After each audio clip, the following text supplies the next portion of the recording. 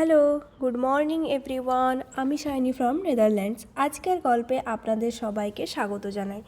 আজকের দিনটা হলো সোমবার, আর ঘড়িতে এখন সময় ছিল দুপুর 11টা মতো। এখন আমি আছি সুপার মার্কেটে। যখন এখানে এসেছি তাহলে ভাবলাম যে এখানকার কিছু জিনিসপত্র আপনাদেরকে দেখিয়ে দিই। দেখুন কীরকম এই বড় বড় ব্যাটের মতো ব্রেডগুলো দেখতে পাচ্ছেন। এগুলো দেখে কিন্তু খুব অদ্ভুত টাইপের দেখতে লাগছে না? আমাদের ইন্ডিয়াতে তো এরকম টাইপের ব্রেড দেখতে পাওয়া যায় না। আর এই ব্রেডটার একটার দাম ছিল 99 সেন্ট, মানে ভারতীয় টাকায় ওই 90 টাকা মতোই হবে। এইদিকে ছিল আরও বিভিন্ন ধরনের সস, কেচাপ, আর নিচে দেখতে পাচ্ছেন ওই রুটির মতো, ওগুলোর নাম হচ্ছে টর্টিলা। এখানে তো টর্টিলা মানুষ প্রচুর পরিমাণে খায়, মানে আটা মাখাতেও হয় না, আবার রুটির মতো বানানো থাকে, আর খেতেও টেস্টি হয়। আর এদিকে ছিল প্রচুর পরিমাণে জুস, এগুলো ওই ম্যাঙ্গো শেক বা মিল্ক শেক টাইপের, এছাড়াও আরও স্ট্রবেরি শেক এরকম টাইপেরও পাওয়া যায়। আর এই সাইডে যেগুলো দেখতে পাচ্ছেন এগুলো কিন্তু হ্যান্ড ওয়াশ। এই হ্যান্ড ওয়াশগুলো কিন্তু অফারে ছিল। এখন যেগুলো দেখতে পাচ্ছেন এগুলো হলো ফ্রায়েড ফ্রোজেন আইটেম। এই সমস্ত আইটেম বা এই সমস্ত খাবার কিন্তু এখানকার মানুষজন অনেক বেশি খেয়ে থাকে। এগুলো বিফ, চিকেন এইসব কিছুরই ছিল। তার মধ্যে ওই চিকেনের যে বলগুলো হয়, মিট বল, ওগুলো খেতে কিন্তু বেশ টেস্টি হয়। আমরা এখান থেকে প্রায়ই কিছু কিছু জিনিসপত্র নিয়ে যাই। আর ওই সাইডটাতে ছিল আইসক্রিম। এগুলো আপনি চাইলে গ্যাস বা ওভেনেও ভেজে নিতে পারেন, আবার এয়ার ফ্রায়ারও দিয়ে দিতে পারেন। এই জায়গাটাতে ছিল কিছু পরিমাণ ভেজিটেবলস। আর এখানে আরেকটা নতুন টাইপের নিয়ম আছে, সেটা হলো যে ভেজিটেবলস আপনি যতটা পরিমাণ নেবেন সেটা আপনার নিজেকেই ওয়েট করে নিতে হবে। এই যে দেখছেন, এই কম্পিউটারটার সাহায্যে আপনাকে আগে সিলেক্ট করতে হবে যে আপনি কোন ভেজিটেবলটা নিচ্ছেন। তারপর সেই ভেজিটেবলটা রাখার পর তার ওয়েট চলে আসবে, আর নিচ থেকে একটা স্টিকারের মতো আসবে। ওই স্টিকারটা ওই ভেজিটেবলসের ওপরে লাগিয়ে দিতে হবে। তারপর যখন আপনি চেক আউট করবেন তখন এটা স্ক্যানারের মধ্যে স্ক্যান করালেই হয়ে যাবে। বেশ অন্য টাইপের এক্সপিরিয়েন্স, কিন্তু আমাদের ওখানে তো এইসব দেখতে পাওয়া যায় না, তাই এইসব দেখলে বেশ ভালো লাগে। প্রথম প্রথম তো অবাক হতাম, এখন আর কিছু মনে হয় না। আর এখানে দেখুন ডাস্টবিন ফেলার জন্যেও আলাদা আলাদা কাউন্টার করা থাকে। মানে আপনি যদি এরকম কার্ডবোর্ড ফেলতে চান তাহলে আলাদা কাউন্টার, যদি আপনি গ্লাস জার ফেলতে চান তাহলে আলাদা কাউন্টার, আর যদি আপনি অর্গানিক জিনিসপত্র ফেলতে চান তার জন্য আলাদা কাউন্টার থাকে। এখন আমরা যেখানে দাঁড়িয়ে আছি এটা একদমই আমাদের ফ্ল্যাটের সামনে। এখানে তো বিভিন্ন সময় মানুষজনকে দেখি যে তারা তাদের পেট ডগ নিয়েও ঘুরে বেড়ায়। তো চলুন, বাড়ি চলে এসেছি, আর বাড়িতে এসে আপনাদেরকে দেখিয়ে দিই যে আজকে আমরা ঠিক কী কী জিনিস কিনে আনলাম। সব জিনিসপত্র নিয়ে এসে টেবিলের মধ্যে রেখে দিয়েছি। এই যে মাগ সেটটা দেখতে পাচ্ছেন, এটা কিন্তু আজকে আমরা ওই গ্রসারি স্টোর থেকেই নিয়ে এসেছি, যার সাথে আবার 4টে গ্লাস ফ্রি ছিল। আর এগুলো নিয়েছিলাম ক্রোসেন্ট তো এখানকার খুব একটা ফেমাস খাবার। আর নিয়েছিলাম অনিয়ন, এগুলো ছিল রেড কালারের। এখানে এছাড়াও হোয়াইট কালারের একটা অনিয়ন পাওয়া যায়, যেটা আমরা শুধুমাত্র গ্রেভি বানানোর জন্যই ইউজ করে থাকি। আর নিয়েছিলাম একটা আনারসের জুস। এই জুসগুলোও কিন্তু খেতে ফ্রেশ হয়, বাট অরিজিনাল ফ্রুটের মতো নিশ্চয়ই নিউট্রিশন থাকবে না, তাও কী বা করা যায়। আর একটা নিয়েছিলাম গাজরের প্যাকেট। এই 1 কেজি গাজরের দাম ছিল 1.19 ইউরো, মানে ভারতীয় টাকায় ধরে রাখতে পারেন ওই 120 টাকা মতো।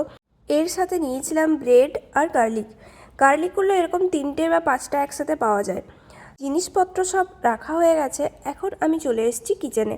আর কিচেনে ভাবলাম যে ব্যানানা চিপস যেটা কিনে এনেছিলাম, এখানে তো আর ওই নুন মশলা এই টাইপের পাওয়া যায় না, অনলি ভাজা পাওয়া যায়। তাই আমরা এটা বাড়িতে নিয়ে এসে ভালো করে বানিয়ে নিই। আর এখানে মুড়িতেও নুন থাকে না, তার জন্য মুড়িও ওই হলুদ, তেল, জিরে দিয়ে ভেজে একটু নুন মিশিয়ে খেলে ভালো লাগে। আজকে আর এগুলো ভাজা দেখালাম না, অন্য কোনো দিন দেখিয়ে দেব। এখন আমি চলে এসেছি চিকেন বানানোর জন্যে। আমি এদিকে কড়াই বসিয়ে দিয়েছি, আর অন্যদিকে চিকেন কেটে আগের থেকে ম্যারিনেট করে রেখেছিলাম। ম্যারিনেট করার জন্য এর মধ্যে ওই লেবু, সর্ষের তেল, জিরে গুঁড়ো, ধনে গুঁড়ো, নুন, লঙ্কার গুঁড়ো দিয়েই ম্যারিনেট করে রেখেছি। আর পেঁয়াজ, টমেটো, ধনেপাতা কেটে রেখেছিলাম। জিঞ্জার গার্লিক পেস্ট তো আগের থেকেই বানানো আছে, তার জন্য সেটার আর প্রয়োজন হবে না। চিকেন তো রেডি হয়ে গেছে, তাই ভাবলাম এই বাড়ির সামনেই একটা ক্যানাল আছে যেখানে প্রচুর হাঁস থাকে। তো আমাদের কিছু ব্রেড ছিল, ভাবলাম ওদেরকে খাইয়ে দিয়ে আসি। এখন তার জন্যে এসছি। এখানে প্রচুর হাঁস একসাথে জোড় বেঁধে থাকে, আর পাখিদেরকে বা হাঁসদেরকে খাওয়াতে কার না ভালো লাগে।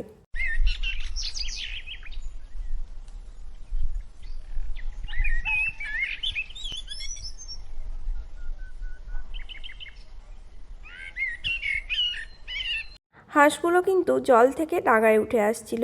আর এখানে তো খুব একটা মানুষজন আসে না, তাই এরা খাবারও সাফিসিয়েন্ট পায় না। তাই যখন মানুষজন আসে এরা বেশ উত্তেজিত বা এক্সাইটেড থাকে বলতে পারেন।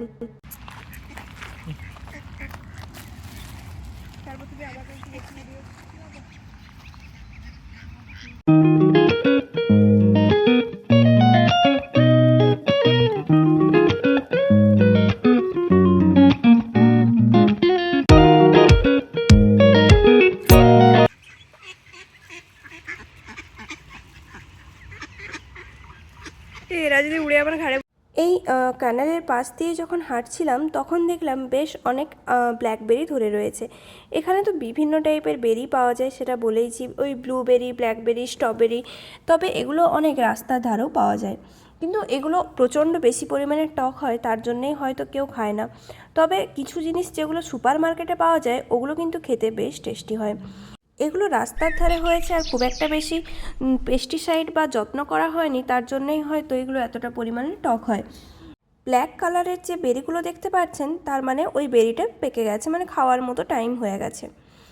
তো এখন তো বাড়ি চলে এসেছি, আর বাড়ি আসার পর খিদে পেয়ে গিয়েছিল, তাই এই ক্রোসেন্ট নিয়ে বসেছি। এটা ছিল চকলেট ক্রোসেন্ট, মানে ক্রোসেন্টের মধ্যে প্রচুর পরিমাণে চকলেট দেওয়া থাকে। যদিও চকলেট জিনিসটা আমার খুব একটা বেশি পছন্দ না, তবে মাঝে মধ্যে তো খাওয়া যেতেই পারে।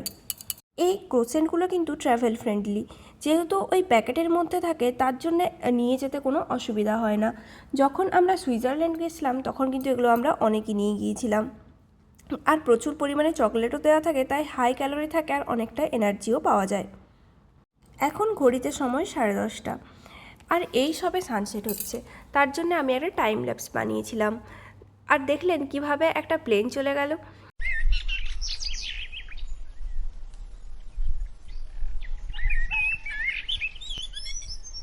সানসেট হওয়ার সাথে সাথে আমাদের কিন্তু খাবার খাওয়ারও টাইম হয়ে গেছে।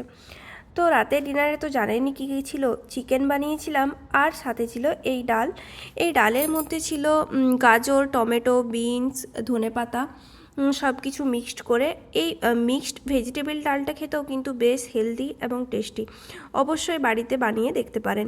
কতগুলো গাজরের টুকরো নিয়ে নিয়েছিলাম, আর ভাত তো ম্যান্ডেটারি, সেটা তো থাকবেই, সাথে ছিল আলু ভাজা। ডিনার হয়ে গেছে, আর ডিনারের পর বসে পড়েছি আইসক্রিম নিয়ে। এটা ছিল একটা ওয়ালনাট ফ্লেভারের আইসক্রিম, আর এই গরমের মধ্যে আইসক্রিম খেতে তো ভালোই লাগে। ড্রাই ফ্রুটস ফ্লেভারের আইসক্রিম নিলে এই এক অসুবিধা, আইসক্রিমের মধ্যে প্রচুর পরিমাণে ক্রাঞ্চ করে ড্রাই ফ্রুটস দেওয়া থাকে, যার জন্য ওই মুখে পড়লে আমার খুব একটা বেশি ভালো লাগে না। তার জন্য আমি আগে বেছে বেছে ড্রাই ফ্রুটসগুলো খেয়ে নিই, তারপর আইসক্রিমটা লাস্টে খাই। তাহলে চলুন আজকে এই আইসক্রিম খেতে খেতে আমার ভ্লগটা কমপ্লিট করছি। যদি আমার এই ভ্লগ আপনাদের ভালো লেগে থাকে তাহলে please do like, comment, share and subscribe. দেখা হবে পরের নতুন একটি ভ্লগে, ততক্ষণের জন্য সবাই সুস্থ থাকবেন। Tata, thanks for watching my video, thank you so much.